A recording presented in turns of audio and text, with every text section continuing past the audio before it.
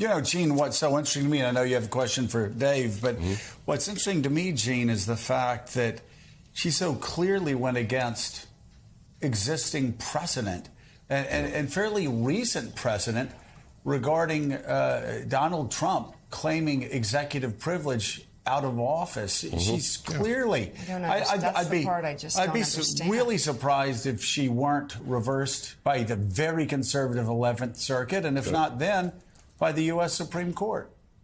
Yeah, I mean that's really my question going forward, because this is not out of left field. This ruling is from outer space. It's from different reality, where former presidents have some sort of executive privilege, where they're no longer president. They don't have executive privilege, and leaving aside the question of executive privilege to keep stuff away from the executive branch, which is not generally the use of executive privilege. But leaving all that aside, you asked exactly my question for Dave, which is look ahead to the 11th Circuit. This looks like this has to be appealed. This can't be allowed to stand in its present form. It's very conservative appeals court, yet there are real actual judges on it who have actual experience and who know the law. So how do you see it coming down? This is a tough one. I mean, I think DOJ clearly has the better of the argument, but the 11th Circuit is indeed conservative. 6 out of the 11 judges on the 11th Circuit were appointed by Donald Trump. And I know Chief Justice Roberts says that it doesn't matter who appointed these federal judges, but Judge Cannon is teaching us a far different lesson.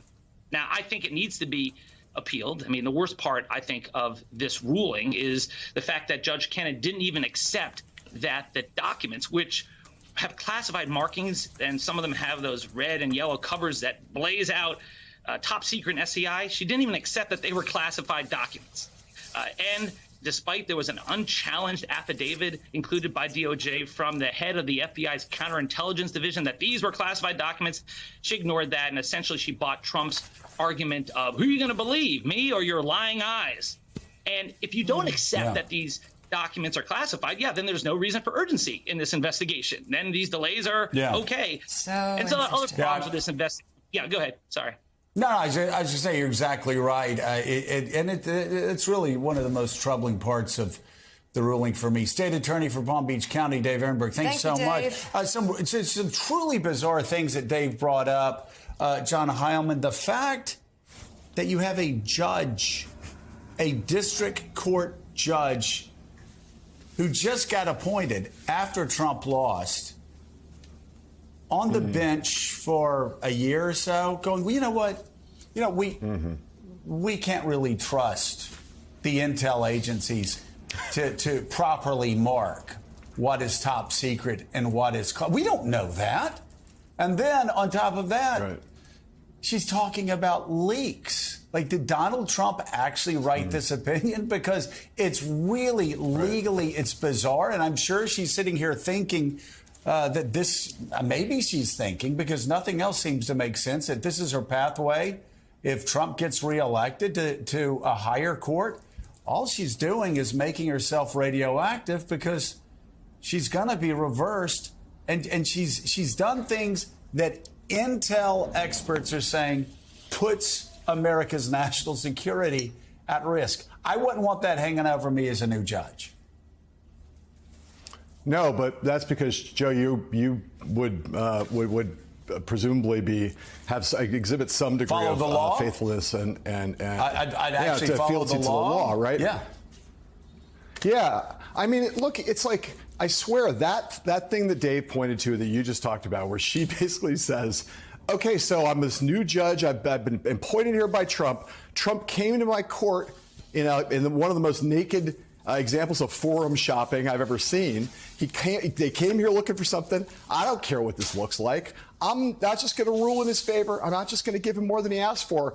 I'm going to write in my opinion that these documents that have been stamped classified, that have been reviewed by the intel community and identified as classified, that the basis of the warrant is that they are classified. They've been now brought back, and they're on the basis that when the search that they found them to be classified. She, sitting in her courtroom in Florida with no basis to make this statement whatsoever, says, you know what, all of that, and the big bright red letters saying classified stamped on those documents. She's like, I'm not sure those documents are really classified. That is literally the Trumpiest thing that a Trump judge has ever written. It's like it's the pure essence of the kind of judicial corruption that Trump has brought has wrought on the court system.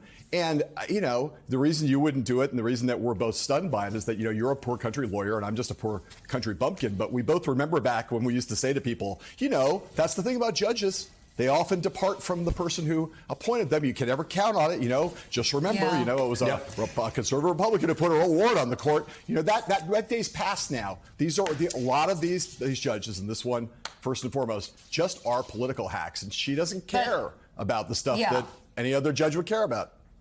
But also, there are a lot of, just for balance here, judges appointed by Donald Trump who have followed the law despite what the outcome is, whether it goes for or against Trump. They're very good judges. Right. And I will say, I'm with John Roberts. Who knows on this John case? Heilman, John Roberts said, you know, there aren't Trump judges, there aren't Obama judges, there are federal judges. And that is my presumption going in. I give that presumption to a federal judge because I think that federal judge, especially after what we saw during the election challenges, deserve that. 64 challenges in the federal courts. And every one of those challenges on election issues was struck down, and usually harshly, including by some extremely conservative, ideologically conservative Trump justices. And Trump judges on the Supreme Court and in the federal court system.